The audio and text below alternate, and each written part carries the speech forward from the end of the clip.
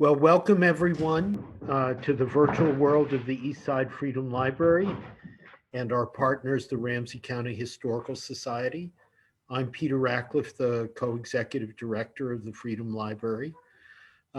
We have been doing these monthly history revealed programs.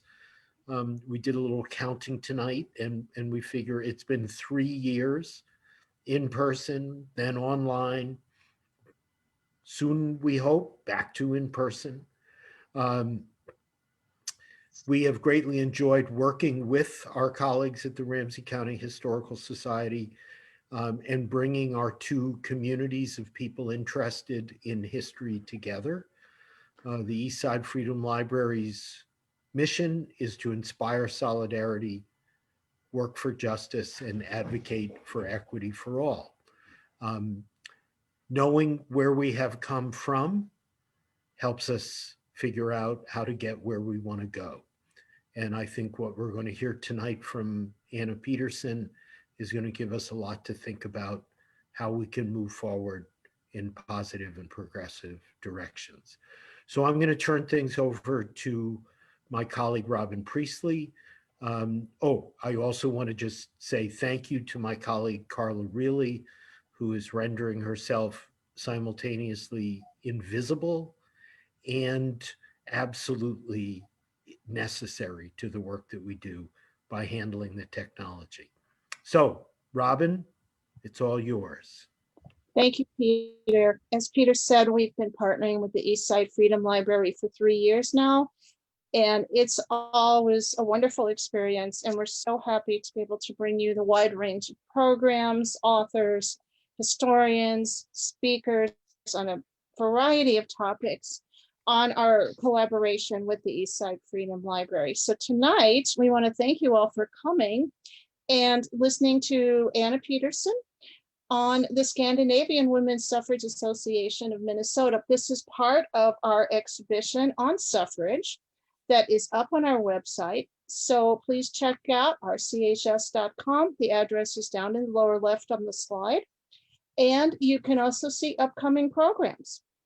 This program will be recorded and will be available on our RCHS YouTube channel, as well as the East Side Freedom Library's YouTube channel in a couple days.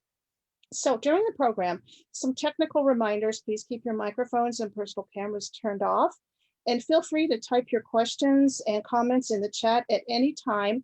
We'll have questions at the end of the program. And then after the question and answer time, Carla will turn off the recording, and you may turn on your microphones and cameras so we can all chat together.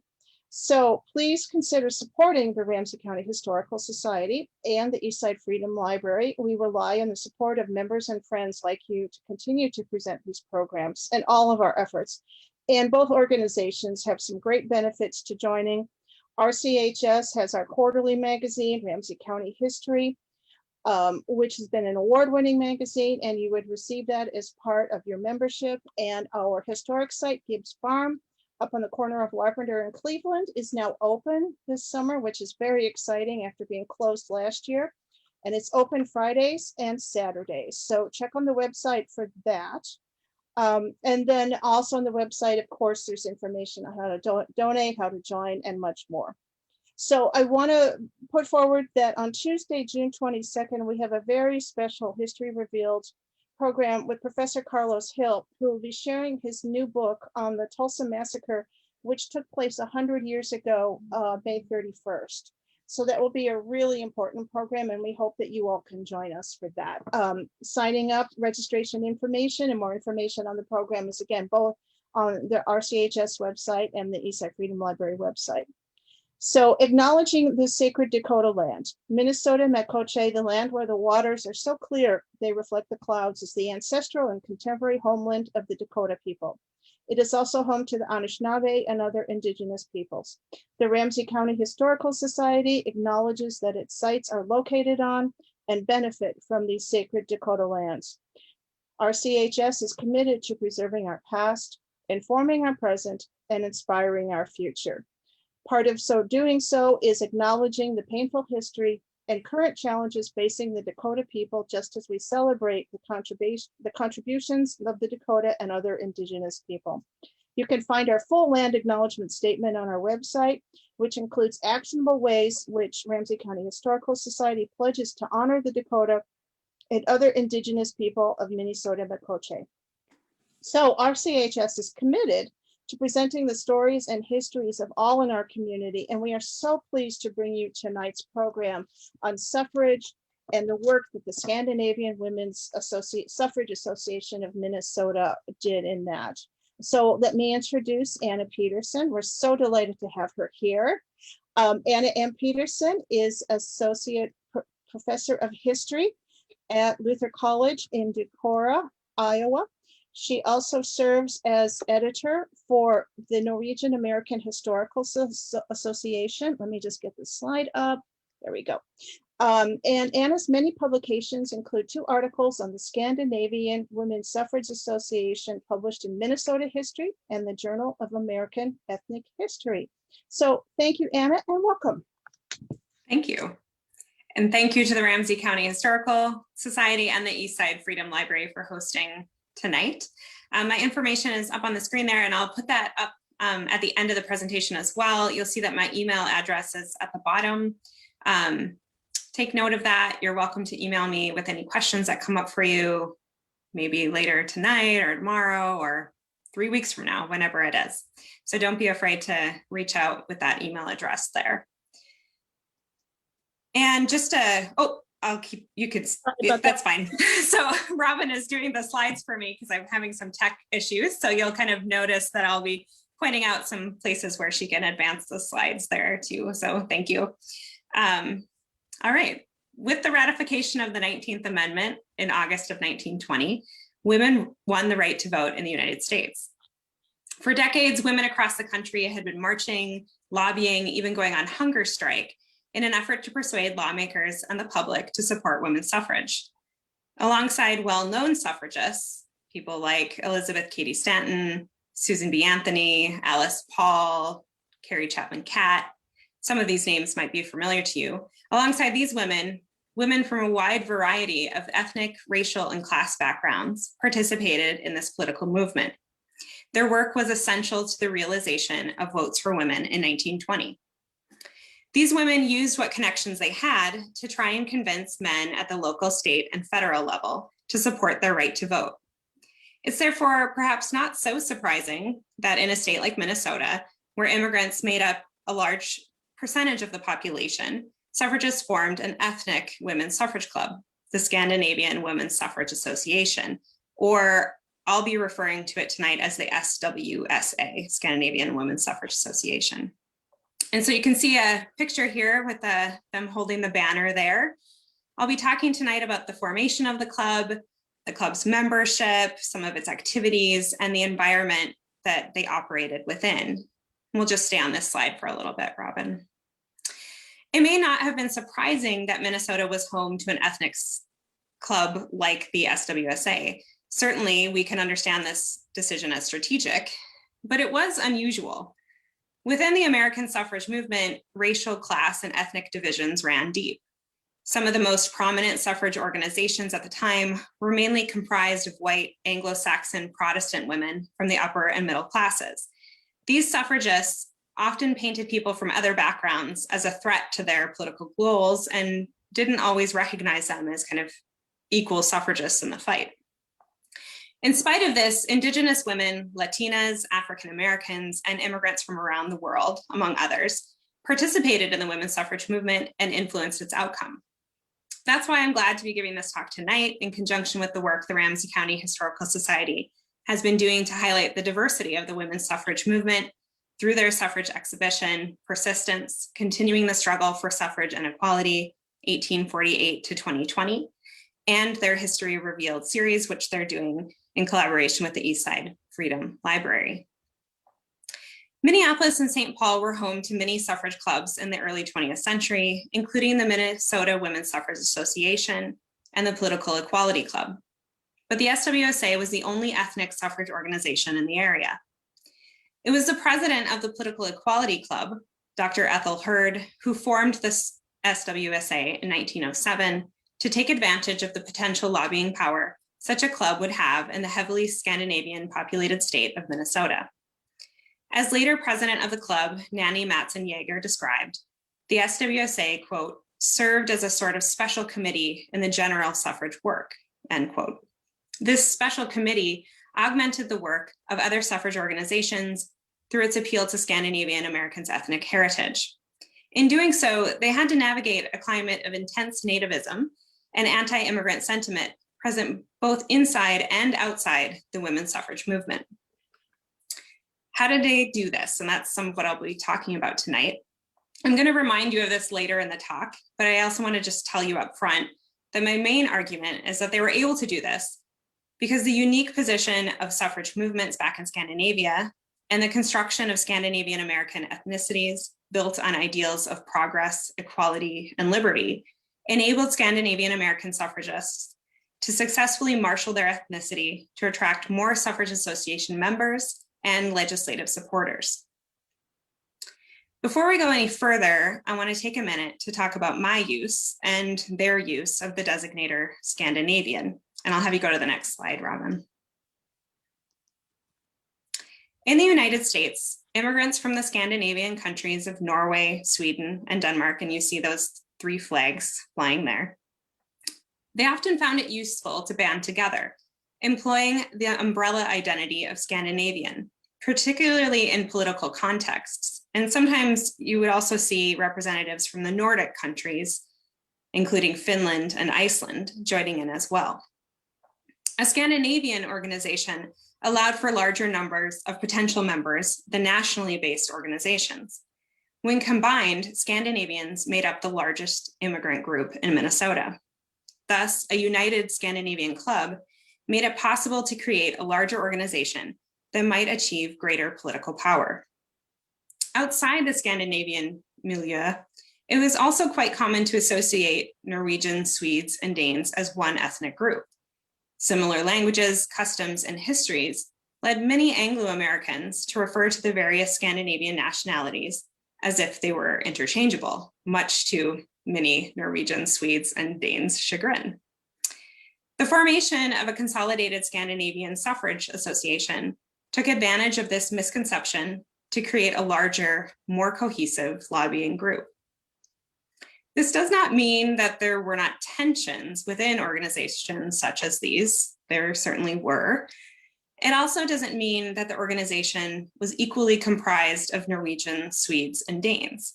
In fact, the SWSA's makeup and character seemed to shift with whatever national identity the president of the association held. And I'll have you go to the next slide, Robin, where we can see the 2 presidents of the SWSA, on the left, Genova Martin, and on the right, Nanny Matson-Jaeger.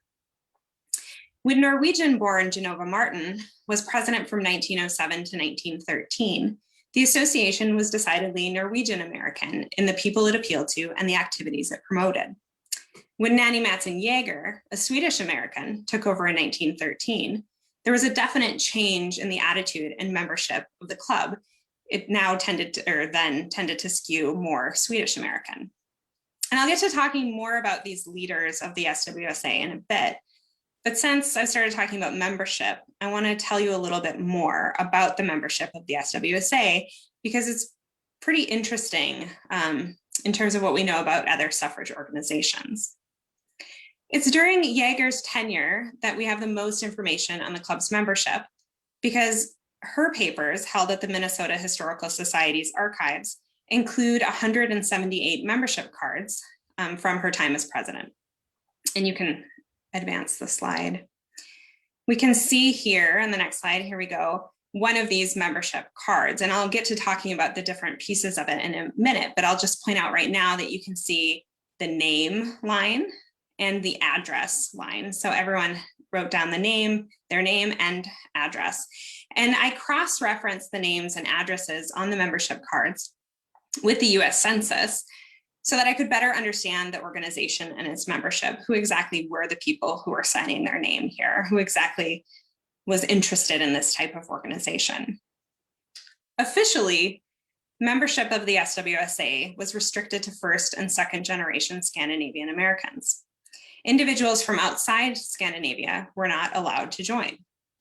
And the data bears this out. First and second generation Norwegian and Swedish Americans represented over 87% of the total membership during Jaeger's presidency. Only 2 names on the membership cards belong to Danish Americans. The few number of Danes may be explained by their propensity for greater assimilation rates, or again, may have to do with the connections of the presidents of the organization, and there never was a Danish American president of the SWSA. There was only a slight difference in terms of the generational structure of the SWSA, suggesting that native-born and American-born Norwegians and Swedes found the organization to be equally appealing.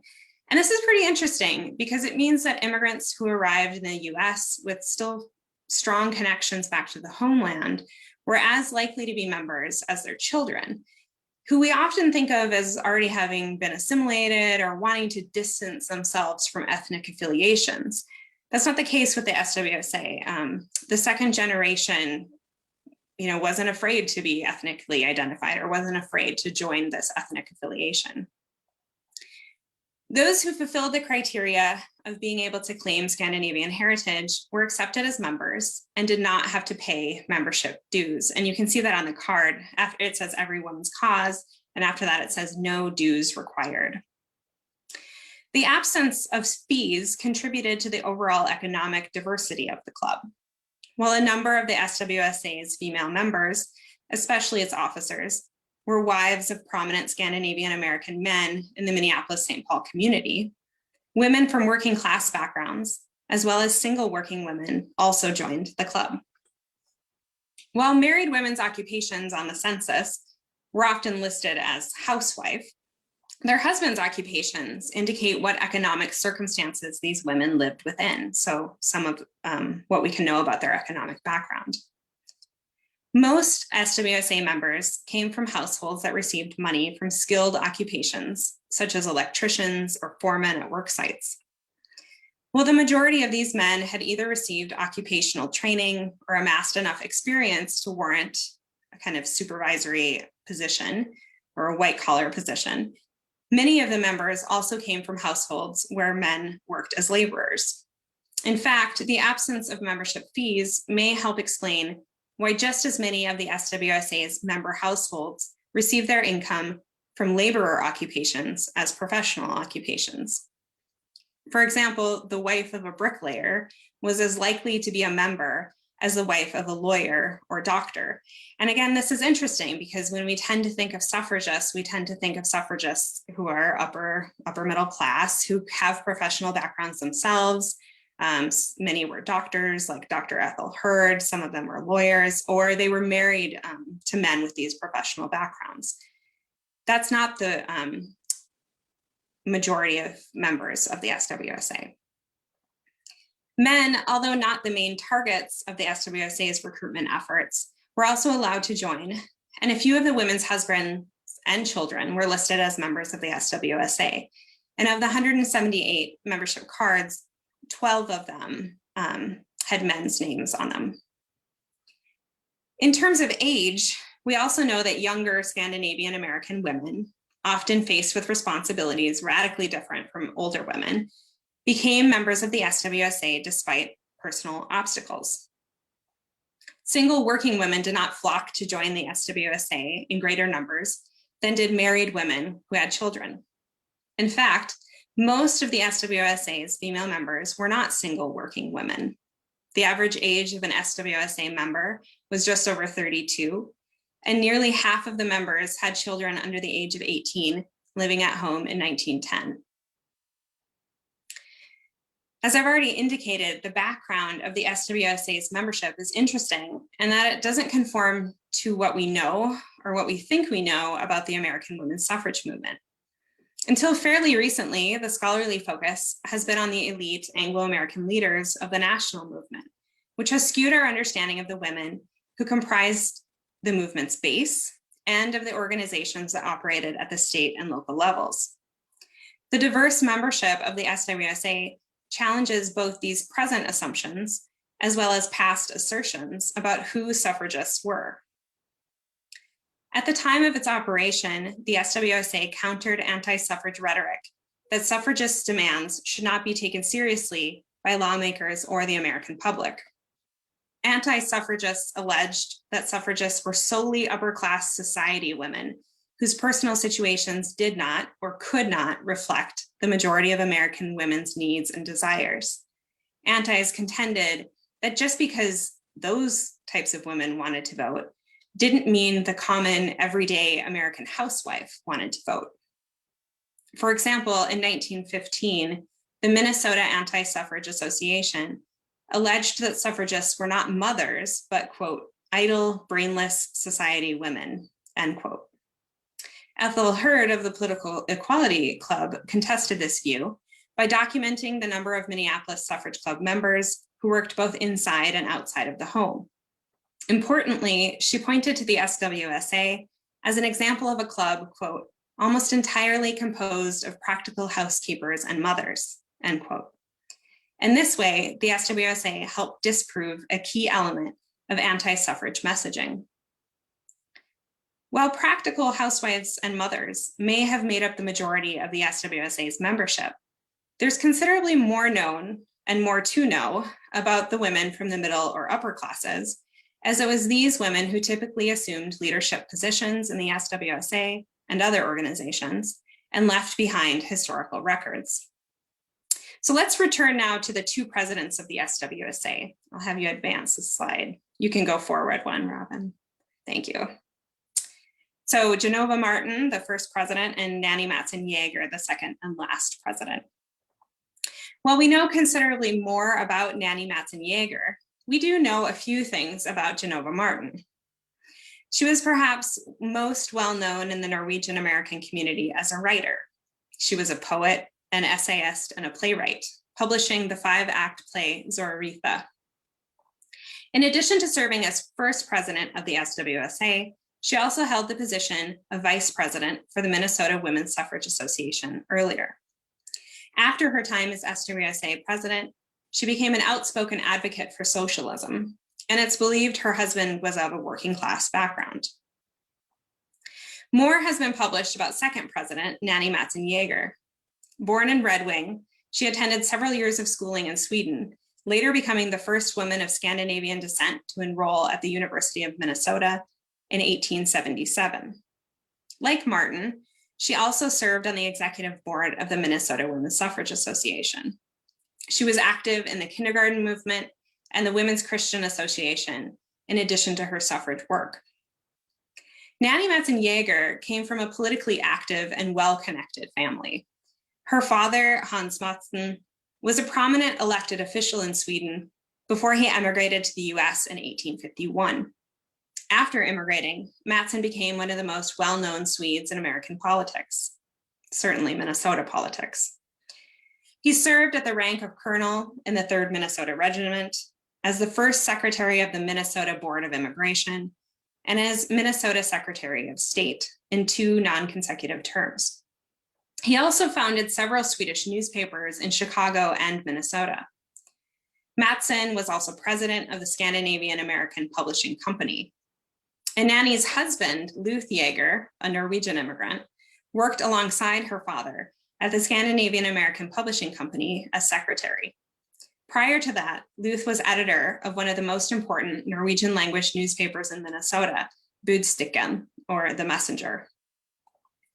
Alongside Genova Martin and Nanny Matson Yeager, many of the SWSA women who came from middle or upper middle class families were involved in prominent organizations in the Scandinavian-American communities in the Twin Cities, such as the Lingblomsten Literary Society. And I'll have you advance, we can see a picture of some of the founding members of the Lingblomsten Literary Society.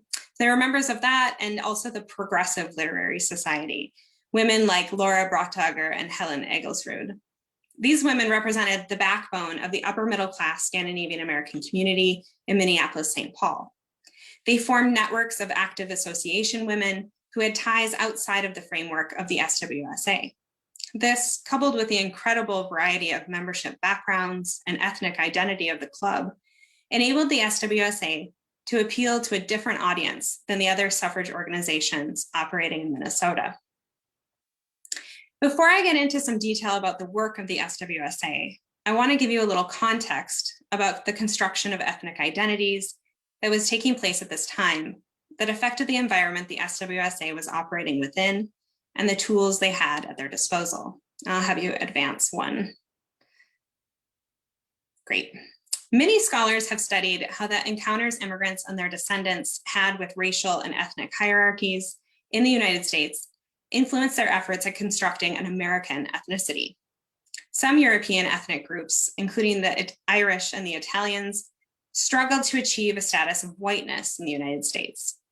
Others, such as immigrants from the Scandinavian countries, encountered less racial prejudice, but as an ethnic group, they were, as all others, keen to establish an identity that supported and justified their claims to inclusion. To do so, Scandinavian Americans often connected past and present examples of their home country's progressiveness to argue that as a group, they were uniquely committed to the American values of democracy, progress, and equality. Both cultural elites and ordinary people participated in this process of identity or myth-making and worked to cultivate and communicate an ethnic identity that Scandinavian Americans could take pride in. In 1925, just 5 years after the vote was won, Norwegian-American women compiled an anthology to help define what exactly constituted a Norwegian-American woman. Many of the poems, articles, and biographies that helped establish this definition referenced a Norwegian-American progressive identity and connected this to their ability to succeed in the United States. And I'll have you, I think, click once or advance once, we'll see. Yep. For example, in the preface to the anthology, Alma Gutterson answered the question of, why are Norwegians so readily assimilated in America? Quite succinctly, because they have little to learn but the language. They bring with them the very ideals and principles and characteristics which make Americanism, end quote. SWSA member Helen Egglesrud elaborated on this in an article she wrote for the compilation entitled Our Ideals, in which she attributed the success of the women's suffrage movement to the, quote, racial ideals Norwegians had brought with them to America, naming freedom, honesty, and progress specifically. According to Egglesrud, these ideals should, quote, color everything a Norwegian-American did and strove for. A letter that Gru Svensson, a Norwegian immigrant from Hallingdal, who later became a rural school teacher in Iowa, wrote to a fellow Norwegian-American, serves as an example of this process at work and everyday life. Svensson explained in her letter, and you can advance the slide, I have praised and defended Norway and things Norwegian so much that I have had heated arguments with some people who believe America is paradise.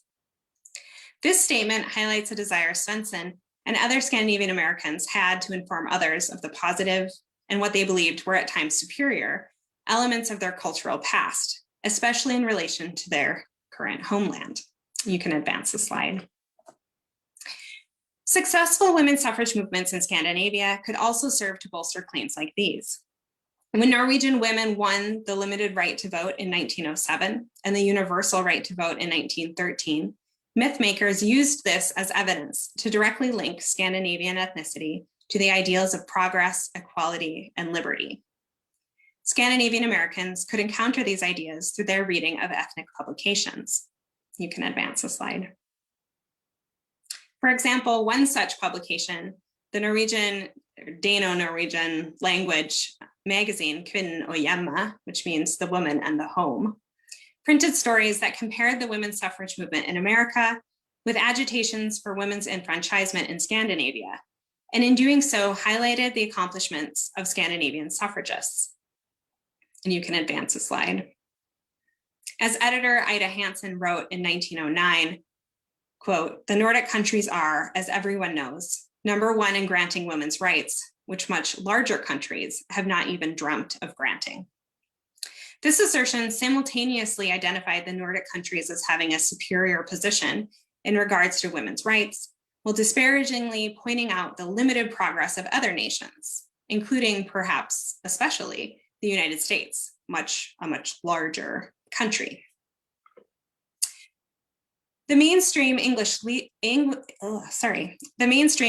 language media was also interested in the phenomena of Norwegians' seemingly innate tendency to support women's equality efforts. And you can advance. Thank you. Following Norwegian women's suffrage victory in 1907, Albert Gilbertson of the University of Minnesota wrote a 2-page article for the Minneapolis Journal explaining the reasons why Norway was a, quote, and you can advance, gynocracy, a land where woman rules, not merely in the proverbial cradle-rocking manner, but politically by a full and equal suffrage. Gilbertson's article clearly portrayed the Norwegian suffrage movement through rose-colored glasses. Gilbertson romanticized women's position in Norway, reiterating rhetorical arguments that attributed Norwegians' commitment to democratic ideals and their relationship to women's rights as unique. He exaggerated women's political power in Norway, even going so far as to say that Norway was the only place where the, quote, fair sex has supreme power, end quote. His embellishment served a role in highlighting the suffrage cause. The article, published in an English language newspaper, served to remind people of all ethnicities living in the Minneapolis-St. Paul area, or perhaps most importantly for our purposes, Norwegian and other Scandinavian Americans, that America was behind Scandinavian countries in the progression of women's rights. It also aided in the construction of a Scandinavian-American ethnicity based on progressive ideals. You can advance the slide, please, Robin.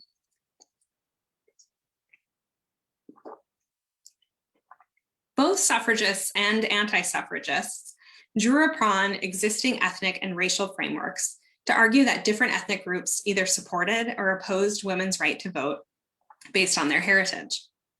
Anglo-American middle-class women were frequently portrayed as the backbone of the suffrage movement and frequently portrayed themselves as such, while Irish and German Americans were presumed to be ethnically opposed. Due to this assumption, notable contemporaries, including Harriet Stanton Blatch and Carrie Chapman Catt, claimed that ethnic Americans were a threat to the cause. Suffragists, such as these, resented that, quote, ignorant immigrant men could vote, while native-born women could not, and believed that most immigrant men voted against women's suffrage. And suffragist propaganda reflected this. I'll have you advance the slide. We can see an example of this. So you can see on the left, this kind of ambiguous immigrant man, probably either Irish or German, I think maybe Irish. You see that he's eyeing that beer very closely, right? They even have that dashed line connecting his eye to the beer, and smoking a cigar. He looks kind of dirty, unkempt, right? It says this man can vote. And on the right side, we have this kind of regal white woman, white mother, right, holding this baby. And underneath it says, this woman cannot. Along these lines, suffragists argued that native-born women were more deserving of the vote than immigrant men. As one Iowa suffragist claimed, quote, they probably know, meaning immigrant men, probably know little of our American ideals. While Scandinavians had been working for years to counter this very claim, the presence of this thinking within the suffrage movement itself, in addition to the general cultural climate, may have led the SWSA to feel it had something to prove. I'll have you advance the slide. The membership cards used during Yeager's presidency referenced the existence of the presupposition that there were ethnic predispositions to either support or oppose women's suffrage based along ethnic lines. And the membership cards asked potential members to disprove the notion that Scandinavians were not fully in support. Above the line on the form where the new member was to sign her name stood, and I have it kind of highlighted there, Scandinavian women are quite often accused of being indifferent as to their responsibility in securing the ballot. Perhaps this is true, and it is up to us to find out if this is a fact. However, if you're ever so interested, it will not be very effective unless you give your name for moral support. The SWSA also sought to distance themselves from other ethnic groups that opposed women's suffrage by depicting ethnic American opposition to the cause as foolish. For example, the SWSA frequently used a poem written by Julia B. Nelson to ridicule the reluctance of certain immigrant groups, in the poem Germans, to support women's equality. I'll have you advance. We can see the poem, this kind of handwritten here. The poem referred to a farmer, Hans Dunderkopf, or Idiot Hans, and his contradictory view of women's rights. And I'm going to take a minute to read this portion of the poem to you so you can get a sense of the type of ethnic humor and stereotypes the SWSA employed. Hans Dunderkopf stood on the stack, his wife stood on the load. An advocate of equal rights came walking down the road. Said he, "I have a paper here for all good men to sign, who think that women's rights should be the same as yours and mine." Said Hans, "I signed that paper door. I always think you see that on them farm mein Frau got right to work so much as me." And it's not me just putting on that strange accent, but you can see in the handwritten poem there that that's the way that it kind of spelled out the way that he would be talking, the way that Hans would be talking. Dunderkopf believed that women definitely had the right to equally share in farm work, a practice that Anglo-Americans abhorred, but later in the poem could not see why this should be extended to voting. He was appalled at the idea of his wife becoming a man and shouldering the responsibilities that came with that status. This type of suffragist propaganda aimed to portray certain ethnic groups as anti-democracy and thus un-American. The SWSA juxtaposed these stereotypes with claims that Scandinavian Americans were naturally committed to the American ideals of democracy and equality. In this way, the SWSA effectively argued that while some ethnic groups, like the Germans, may be anti-suffrage, Scandinavians should not be, or even could not be, because of their ethnicity. The unique position of the suffrage movements back in Scandinavia and the construction of a Scandinavian-American ethnic identity built on ideals of progress, equality, and liberty enabled Scandinavian-American suffragists to successfully marshal their ethnicity to attract more suffrage association members and legislative supporters. And that statement should be familiar to you from the beginning of the talk. I'll have you advance the slide. As Nanny Matson-Yeager said in her report to the Minnesota Suffrage Convention in 1915, the organization's primary purpose was to use its ethnic makeup to further the American women's suffrage movement and inject a little suffrage spice into the melting pot. The SWSA proudly claimed an ethnic identity as a way to garner support for women's suffrage from both Scandinavians and non-Scandinavians. The organization was an active participant in the suffrage campaign at the local, state, and national levels. In Minneapolis-St. Paul, the SWSA maintained a strong presence in the local cultural and political scene in an effort to gain more suffrage supporters. The club participated in organizational activities, raised money for the Minnesota Woman Suffrage Association, and sponsored Scandinavian-American cultural events. In each of these areas, the SWSA demonstrated a keen interest in furthering American suffrage goals while maintaining a distinctly ethnic flair. We can see this at work in the suffrage parade held in Minneapolis on Saturday, May 2nd, 1914. And you can advance the slide. Joining forces with the other Minneapolis-St. Paul suffrage organizations, it was a huge parade, over 1,000 people. The SWSA had its own section of the parade, led by a Swedish-American woman. In this photograph taken of the Scandinavian section of the parade, Norwegian, Swedish, and Danish flags can be seen as women dressed in bunads or traditional costumes marched holding English language signs demanding the vote. These women demonstrated the separate nationalities represented by the SWSA while alerting onlookers to their unified Scandinavian support of an American suffrage cause. A write-up on the front page of the Minneapolis Tribune the next day declared, you can advance, "Minneapolis awakes this morning with some distinctly new ideas of those who are engaged in obtaining the right to vote for women," and specifically highlighted the Scandinavian section as a vibrant and festive addition to the parade. The SWSA had in its possession a suffrage banner boasting the triumph of Norwegian suffragists that it could use at events such as the suffrage parade. And you can advance a slide, we'll see a picture of it. The words "Women Vote in Norway" were imprinted on a white silk banner in large black letters. The sash was made to be pinned to the front of a bunad and was surely meant to persuade onlookers that women in the United States should not be at a disadvantage to women in other countries. The SWSA used similar arguments in their targeting of Scandinavian-American members of the Minnesota state legislature and the US Congress, including Minnesota Representatives Ulla Sangeng and N.S. Hagnes and US Senator Knut Nelson. For example, in 1915, Yeager informed Representative Hagnes, and we can advance the slide, "Our Scandinavian Woman Suffrage Association is particularly anxious that no legislator of Scandinavian birth or blood be found less fair-minded toward his sister in this our adopted country than is his brother in the old country. In other words, why should Norwegian women or Danish women," by this point in 1915, Danish women had also received the right to vote. "Why should Danish women or Norwegian women be able to vote and Norwegian-American and Danish-American women could not?" You can go ahead and advance. The SWSA also arranged cultural events in the metropolitan area. They used these opportunities not only to showcase some Scandinavian culture, but also to draw a crowd that would be inclined to support their cause. When Genova Martin was president, the cultural events reflected the club's dominant Norwegian-American membership.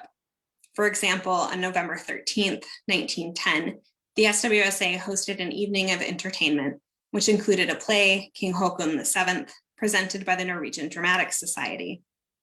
The SWSA also arranged annual Midsummer's Eve picnics at Minnehaha Falls and hosted Swedish opera singers. The Minneapolis Morning Tribune announced these events in their paper and emphasized the presence of national folk costumes and folk dancing in an effort to help draw an audience. One of the largest events the SWSA staged was an evening of dramatical and musical entertainment on February 28th, 1917, and you can see the program from the event here on the slide. The main attraction that night was a well-known Swedish suffragist play, The Prime Minister's Daughters. The newspaper estimated that more than 1,000 people attended this event at Central High School in Minneapolis. The money the SWSA raised from these events helped eliminate the need for membership dues.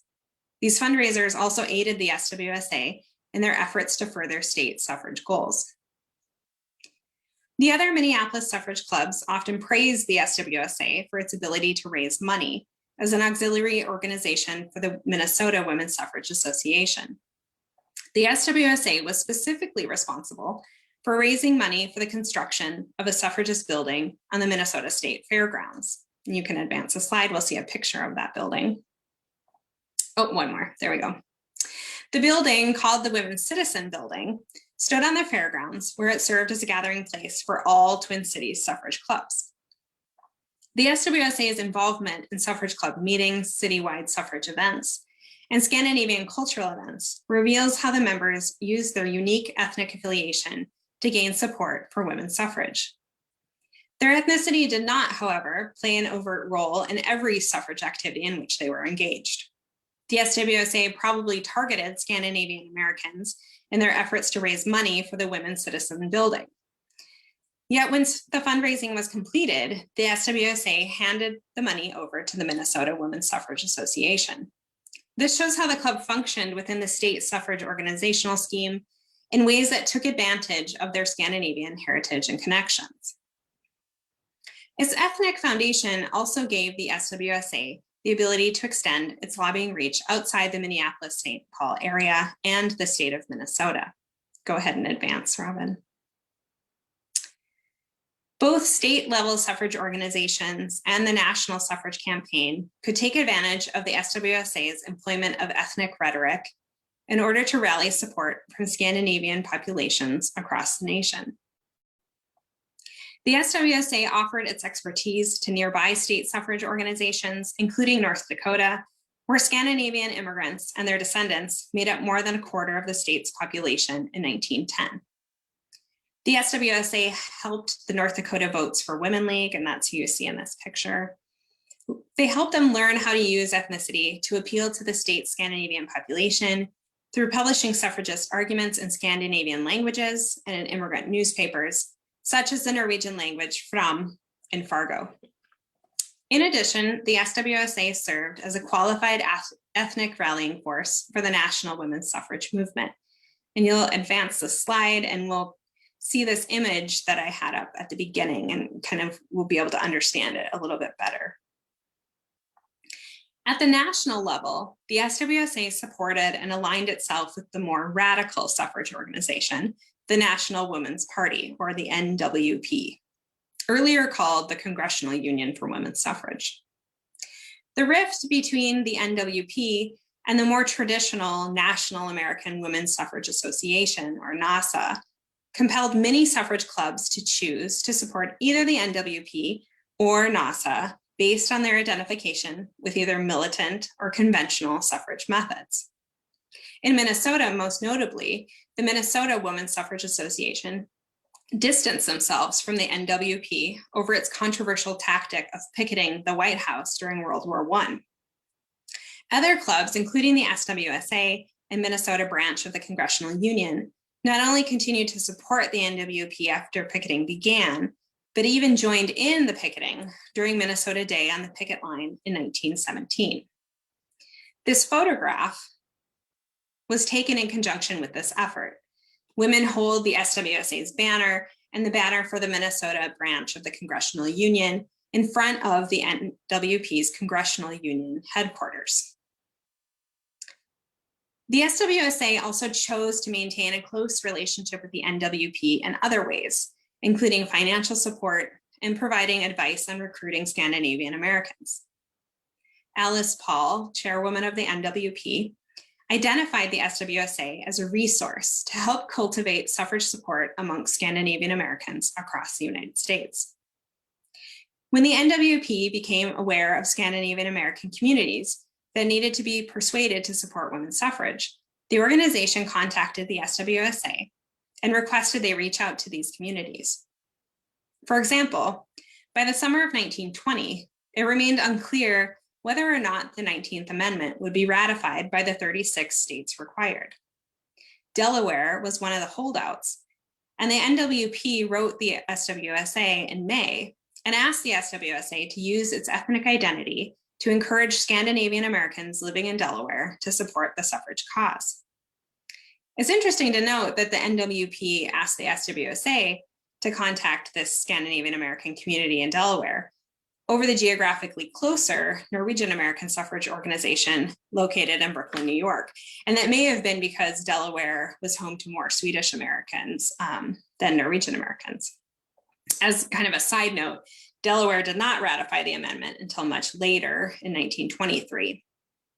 As a point of reference for that, Minnesota was an early ratifier, being the 15th state to pass the amendment in September of 1919.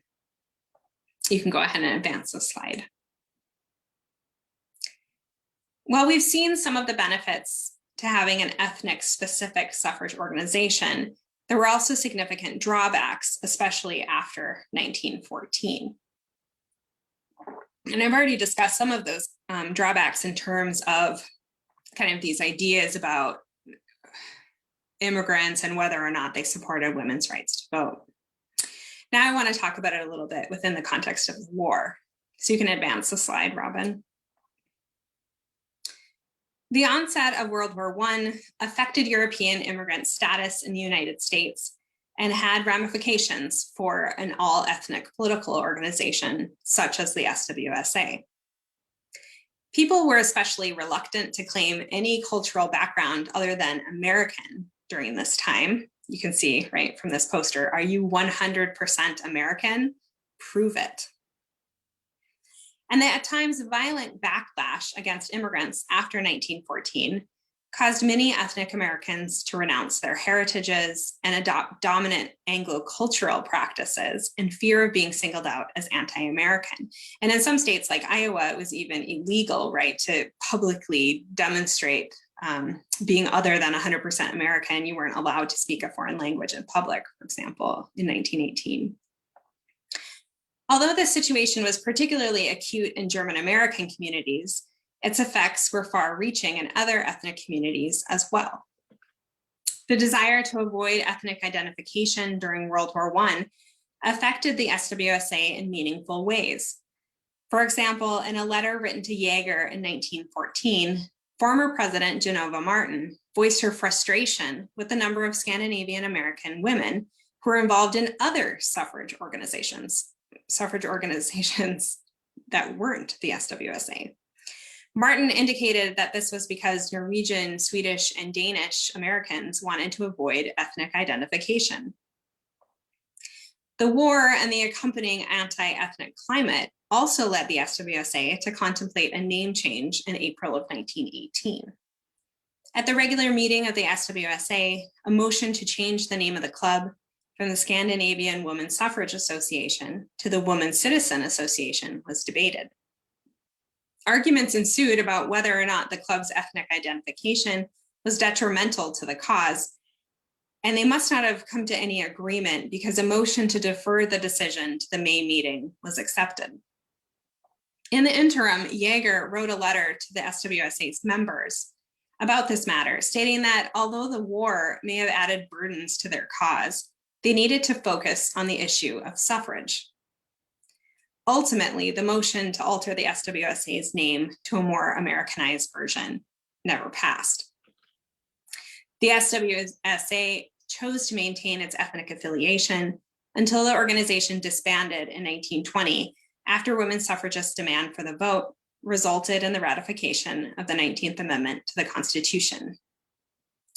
Thank you. And Robin, you can advance a slide, and there's my information again, in case you'd like to be in touch. I know that though now I've purposely left plenty of time for us to talk and discuss things and for me to answer questions. And so I think you're encouraged to use the chat to write any questions you have.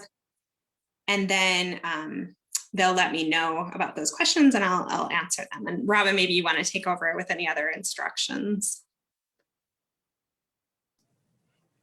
Thank you, Anna. That was a great talk. Again, please feel free to put your questions in the chat.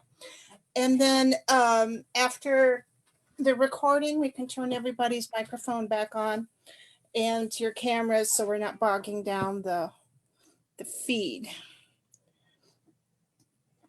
So if you have any questions, we'll put them in the chat.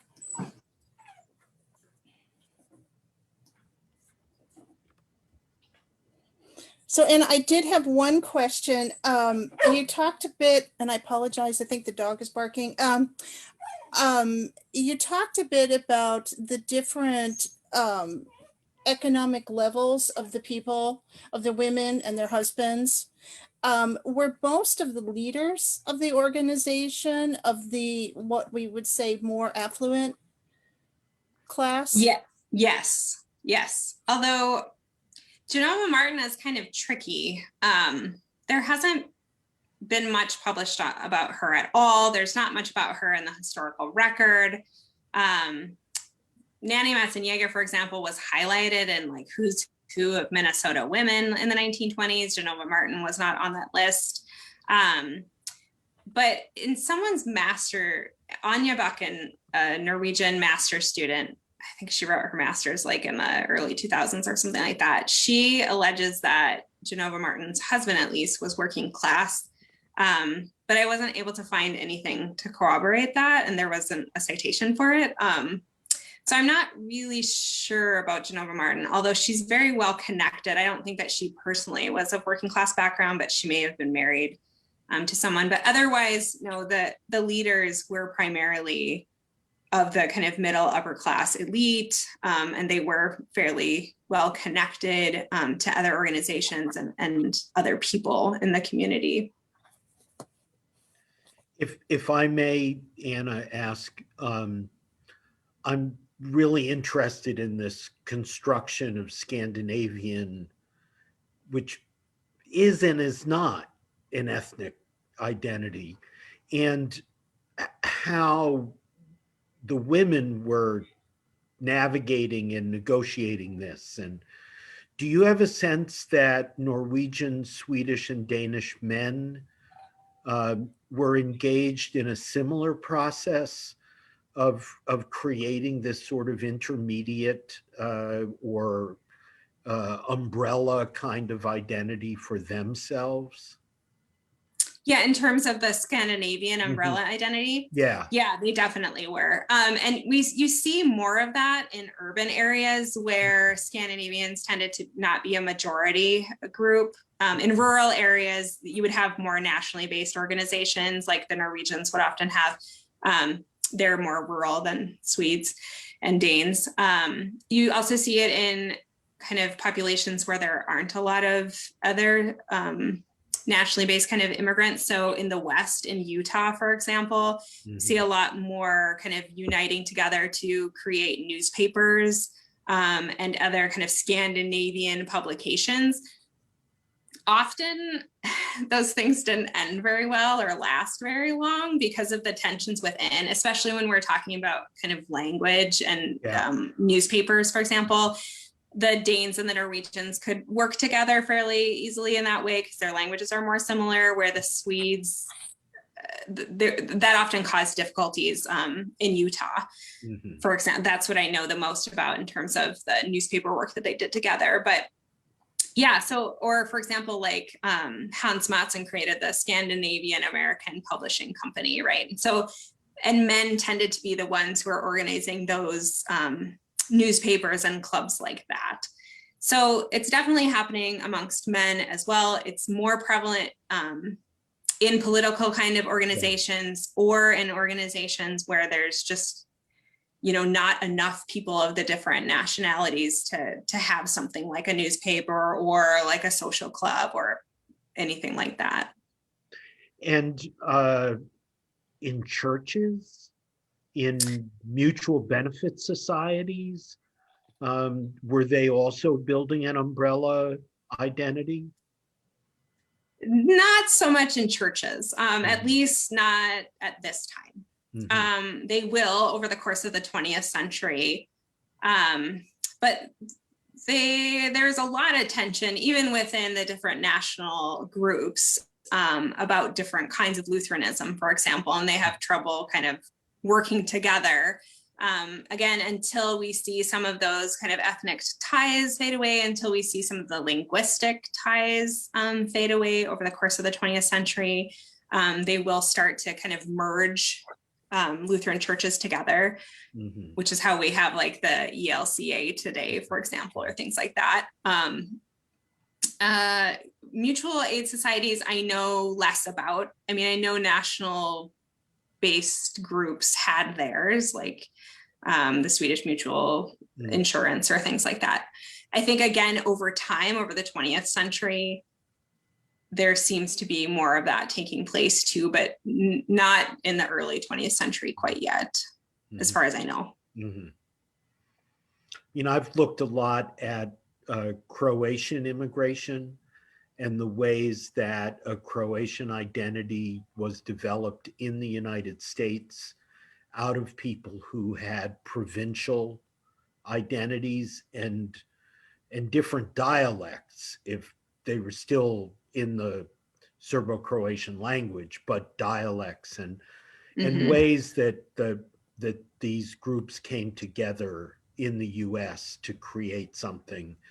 And I think as we live amidst people today who are from different ethnic identities in Ethiopia or different ethnic identities in Southeast Asia, you know, how can we look at history as a way to help us understand what our neighbors today are actually engaged in navigating? They may not have a map, but they're navigating it.